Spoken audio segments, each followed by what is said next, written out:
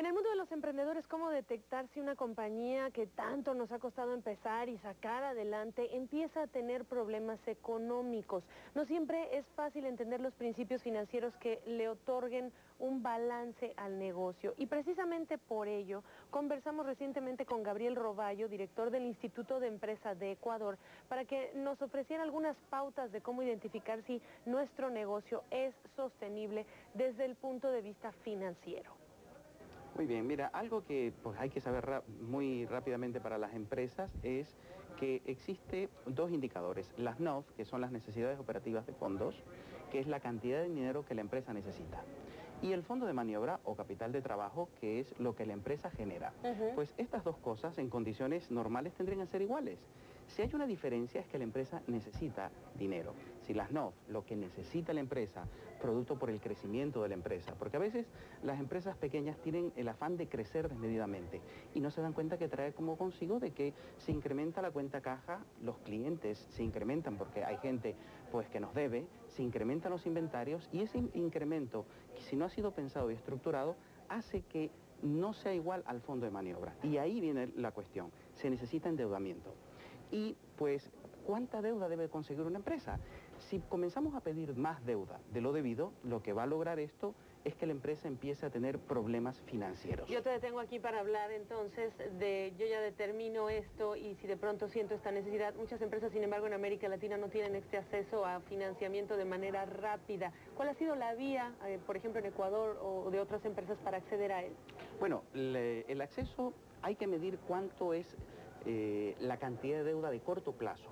Esa deuda de vía rápida es muy costosa y para ello hay que tratar de buscar fuentes de financiamiento que sean alternativos, deuda de largo plazo o buscar crear un fideicomiso o alguna estructura financiera que permita alivianar. Aquí hay dos cosas que hay que tener claros. Primero, si la rentabilidad de la empresa, de los activos del negocio, es mayor que el costo que te cuesta esos recursos en un banco, pues es buena la deuda. Puedes conseguir esa deuda en el nivel determinado. Pero si pasa al revés, como hay una gran cantidad de empresas pequeñas, que la rentabilidad que produce tu máquina, tus tractores, tus computadoras, etcétera, esa rentabilidad es inferior a lo que te cobra un banco, al costo de la deuda de un banco que te da en un porcentaje, pues efectivamente ahí la deuda es muy mala. Por más deuda que sea, por más fuente de financiamiento que consigas, el endeudamiento es perjudicial para una empresa. ¿Hasta dónde me endeudo? Porque supongo que de pronto puede haber esta posibilidad de tener mucho, pero no necesariamente se hace indispensable para que la empresa pueda funcionar. Mira, uno puede endeudarse tranquilamente y la deuda es buena hasta que el ROA, la rentabilidad de los activos, que lo calculamos muy sencillamente, nos vamos exactamente al estado de cuenta de resultados o pérdida de ganancias y divides lo que es el beneficio antes de interés e impuestos para los activos netos que están en tu balance. Esa división te da multiplicado por 100 un porcentaje. Eso lo comparamos con el costo de la deuda del banco. Si esa diferencia es igual a cero, ese es el tope en el cual tú puedes endeudarte. Caso contrario, ese sería tu límite de endeudamiento. Obviamente hay que buscar un colchón de seguridad para que ese endeudamiento sea sano.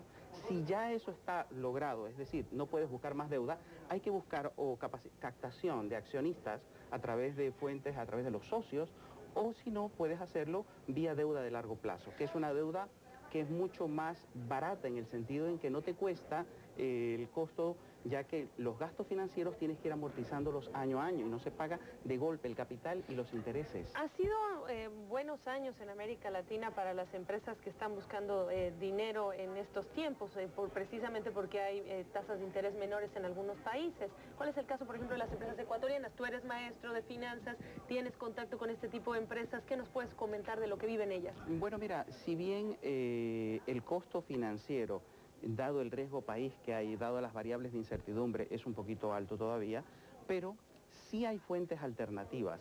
Las empresas pequeñas están apuntalándose en lo que es conseguir líneas de créditos que estén más allá de un año y sobre todo en lo que es capital accionario, todo lo que es aporte de socios, todo lo que es aporte de accionistas.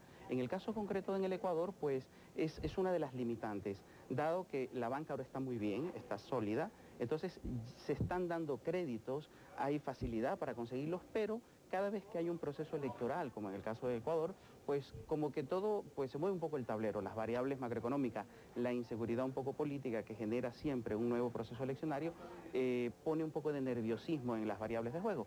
Pero en el caso de estas empresas existen alternativas y lo que hay que conseguir es que el endeudamiento para poder posesionar la empresa, para poder desarrollarlo, esté en función de varias componentes, que son las componentes de, primero, la rentabilidad que es capaz de generar el negocio, que es el ROA, rentabilidad de los activos, el costo del dinero que tiene eso, y otro componente es la proporción deuda-recursos propios.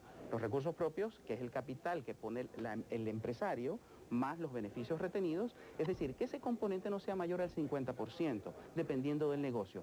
Es decir, que esos son básicamente los parámetros que una empresa tendría que fijarse para poder decidir si nos lanzamos a un crecimiento, si nos endeudamos o si realmente es un negocio que amerita un crecimiento lógico. Tengo una última pregunta y muy poco tiempo para responder. ¿Hay, en opinión de los empresarios con quienes ustedes imparten este tipo de cursos, etcétera, la impresión de que las condiciones estarán mejorando para, por ejemplo, conseguir financiamiento a mejores términos en el futuro una vez que ya pasó este periodo electoral? Por supuesto, porque ya esa inestabilidad va a variar un poco y va a cambiar y va a haber un horizonte de tiempo. Ahora, una de las ventajas que hay en Ecuador, sobre todo, es que al ser una moneda, al ser dolarizado, ya se pueden establecer proyectos o hacer evaluación de proyectos un poco a largo plazo. Y eso es algo muy atractivo, ya que el poder antes era muy complicado hacer un proyecto financiero en Ecuador, y ya que la inestabilidad política daba de que al determinar un indicador de gestión como el valor actual neto, pues se veía afectado por los componentes de políticos y económicos del país. Son las ideas de Gabriel Roballo, director del Instituto de Empresa de Ecuador, para todos nuestros emprendedores.